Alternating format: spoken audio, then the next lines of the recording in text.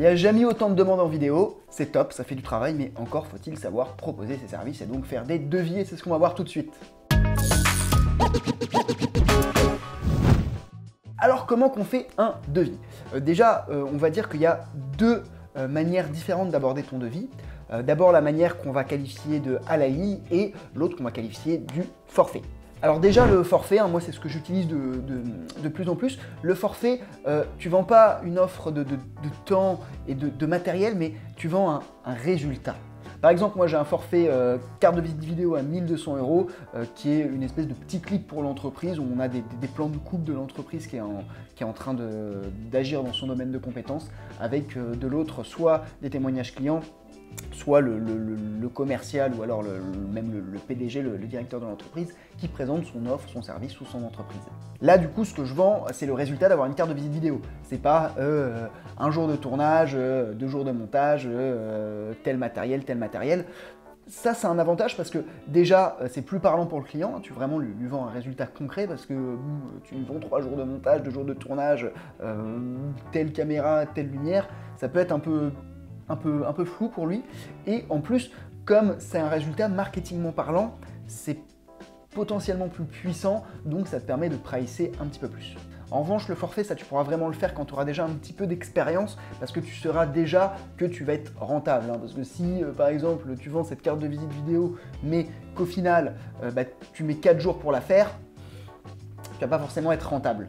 En revanche, si tu as déjà eu plusieurs fois cette demande, par exemple, si tu fais des films de mariage et que tu vois que au final, tu as des demandes qui reviennent, tu peux dire ok, je vais faire tel pack, le pack 3 minutes meilleurs instants de votre mariage, voilà, qui est un pack à 1 200 € où à la fin vous avez un film de 3 minutes, c'est un petit peu plus parlant. Après, tu peux rajouter des options à ce forfait, hein. Tu peux dire bah ok j'ai mon pack film de mariage de 3 minutes qui est à 1 500 € admettons, et si vous voulez des images de drone on peut, mais c'est 200 € de plus. Alors je dis des prix à mon avis qui sont pas forcément trop éloignés de la réalité, mais qui sont pas non plus réfléchis, hein. Donc ça va être à toi de réfléchir tes prix. En tout cas pour le forfait. Maintenant on va voir le devis à la ligne qui est un devis un petit peu plus classique, et là je vais te donner des propositions de prix pour t'aider. Alors déjà le forfait à la ligne, qu'est-ce que c'est?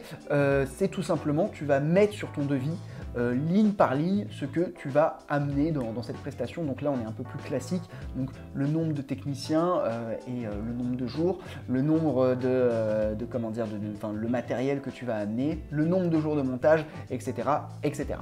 Moi, c'est quelque chose que j'utilise encore beaucoup, hein, surtout quand j'ai une demande, quand tout simplement pas dans mes forfaits, et que ça va être plus simple vraiment de mettre à la ligne pour moi savoir si j'entre dans mes coûts. Donc déjà, le premier truc que tu vas mettre, c'est le nombre de techniciens. Donc nombre, d'un côté le nombre s'il y en a plusieurs, mais aussi le nombre de jours. Donc par exemple, si tu as 2 techniciens sur 2 jours, tu mettras technicien et à côté tu mettras 4. Pourquoi? Parce que 2 fois 2 jours, ça fait 4, tout simplement. Alors pour le prix, ça va dépendre à qui tu t'adresses. Moi, je divise en 3 types de clients. Le client pro qui est une entreprise, le client particulier, là ça sera notamment pour les mariages, les clips, mais les clips, hein, comme je l'ai déjà dit, attention parce que c'est un petit peu chaud et pas forcément rentable. Et le dernier client, c'est le client qu'on va qualifier d'intermédiaire. Par exemple, c'est si toi, moi ça peut m'arriver, par exemple je travaille pour une agence de com qui a un gros client en marque, et je vais facturer directement l'agence. D'ailleurs, souvent pour ce type de client, je vais plus utiliser la ligne que le forfait. Ça peut être aussi toi si tu es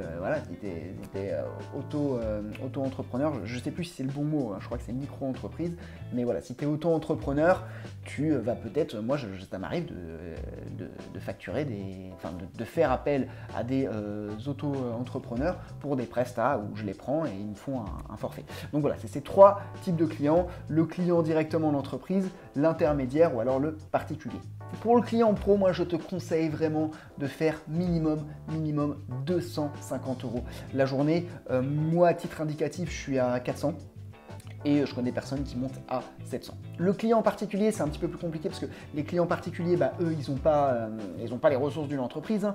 C'est leur propre denier, donc forcément, un 2000 € pour une boîte et un 2000 € pour un particulier, ça ne sera pas la même facilité, on va dire, de les lâcher, quoique ça dépend le particulier, mais minimum 150. Et enfin, pour ce qui est de l'intermédiaire, alors là, c'est le plus compliqué parce que du coup, voilà, l'intermédiaire, il faut qu'il marge aussi. Donc là, je te dis aussi un minimum 150. Après, éventuellement, ça peut être dégressif si, par exemple, tu as un pack, il te dit, ok, bah, je te paye 10 jours de tournage, il peut y avoir des négociations, il peut y avoir du dégressif, hein. D'ailleurs, dans les 3 types de clients, il peut y avoir du dégressif, mais minimum 150. Moi, je suis entre 300, 350, parfois 400, ça dépend du client. Et moi-même, quand j'engage des personnes, voilà, je suis aussi entre 150 et 300 en fonction de la personne, hein, parce que voilà, ça dépend aussi de la compétence de la personne. Maintenant, il y a le technicien, un technicien qu'on va qualifier de principal, mais tu peux aussi avoir un assistant à ce technicien. Alors, l'assistant à ce technicien, soit tu le factures au prix normal, hein, moi c'est ce que je fais, je facture 2 techniciens, je ne fais pas de différence entre le technicien principal et l'assistant. Après, tu peux faire une différence si tu le souhaites, et notamment si c'est un client intermédiaire qui s'y connaît un petit peu plus, il peut dire ouais mais voilà, tu as un technicien compétent et lui il est un peu moins compétent, il est plus assistant, donc je vais le payer moins cher, c'est une possibilité. Le client pro, ça sera mes grands minimum 120 € la journée pour l'assistant. Moi en gros, si jamais tu veux faire une différence entre assistant et technicien principal, je te conseille de faire une différence de prix entre 100 et 150 € par rapport à ton technicien principal. Pour le client particulier, pour moi le minimum c'est 80 € la journée, et pour l'intermédiaire, je dirais minimum 150. Moi, à titre indicatif, parce que parfois j'ai des intermédiaires qui vont me demander, hein, qui vont me faire le discours que je t'ai tenu en disant ouais non, tu ne factures pas 2 techniciens au même prix alors qu'il y en a un principal et un assistant, et là je serai entre 200 et 250 € l'assistant. Passons maintenant au matériel. Alors pour le matériel, vous avez 2 choix. Le premier choix, et celui que je fais le plus souvent, pas forcément à raison, c'est de faire une espèce de package technicien matériel où voilà, moi généralement quand je facture une journée, bah, je vous ai dit que j'étais à 400 et en fait je le facture à 500, mais dedans ça compte voilà, le GH5, le kit lumière et le kit son. Pourquoi? Parce que déjà c'est plus rapide à faire, même si bon, techniquement sur mon logiciel de devis, qui est un petit peu une usine à gaz, hein, mon logiciel de devis, je reviens à la fin sur comment faire des devis, mais aussi parce que voilà, si tu sors à un gars qui s'y connaît pas 80 € la journée location d'un GH5, il va faire what the fuck quoi, une caméra ça vaut 500 balles, ça peut un petit peu le troubler. Donc voilà, c'est pour ces 2 raisons-là que moi j'ai tendance quand même à privilégier de faire une espèce de forfait global. Après, tu peux aussi rajouter ligne par ligne tout ce que tu vas amener, c'est-à-dire tes lumières, ta caméra, même tes optiques, même ton micro, voilà, tout ça tu peux le mettre à 10, 20, 40, 50, 60 € la journée. Pour les prix, moi je te conseille de te référer à des prix de boîtes de loc et à faire un petit peu moins cher que les boîtes de loc. Moi je fais en général 30 à 50% moins cher que les boîtes de loc. Après attention, alors toutes les boîtes de loc c'est pas pareil, mais il y a des tarifs dégressifs sur les boîtes de loc, donc il faut le prendre en compte quand tu fais ton devis, parce qu'un prix d'une boîte de loc sur un jour c'est ça, mais sur 2 jours ça sera un coefficient 1,5. Ça veut dire qu'ils ne te compteront pas x2 mais x1,5. Alors j'oubliais très rapidement, je remonte au technicien. Au technicien, n'hésite pas à différencier jour de montage et jour de tournage si tu es à la ligne, sachant que moi le montage, je le mets un petit peu moins cher que le tournage. Pourquoi? Parce que c'est une compétence qui est un peu plus présente que le tournage, donc le marché met les prix vers le bas, et aussi parce que j'estime que c'est moins chiant de faire une journée de tournage, une journée de montage, qu'une journée de tournage où tu cours partout. Autre chose importante dans les devis, c'est les réductions. Alors les réductions, c'est assez fréquent qu'on en fasse, et notamment dans 4 cas. Hein. Déjà, si un client est fidèle, hein, si moi j'ai des clients qui me rapportent 30 000 € l'année, c'est évident que je vais quand même faire un petit effort commercial. Si un client te prend beaucoup de choses d'un coup aussi, si il te dit ok, bah tu lui proposes par exemple 3 packs et qui te dit tu peux essayer de lui dire allez, pour un 4e, je te fais moins 20% là-dessus. Donc voilà, si un client te prend beaucoup de choses, si un client négocie bien, alors évidemment il ne faut pas se brader, mais voilà, il y a des clients, ils sont des fins négociateurs et ils vont tout simplement t'amener à baisser les prix, hein. Moi ça m'est arrivé souvent, et donc ça c'est par rapport à toi, mais voilà, te brade pas non plus. Et dernière raison, c'est si tu as besoin d'argent.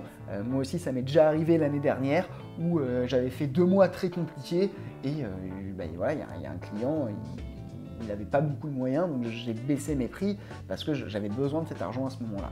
Donc là non plus, te brade pas, t'enferme pas là-dedans, mais après voilà, si tu as besoin d'argent et que tu as une opportunité, prends-la. Mais vraiment, ne t'enferme pas là-dedans, c'est un piège pour moi.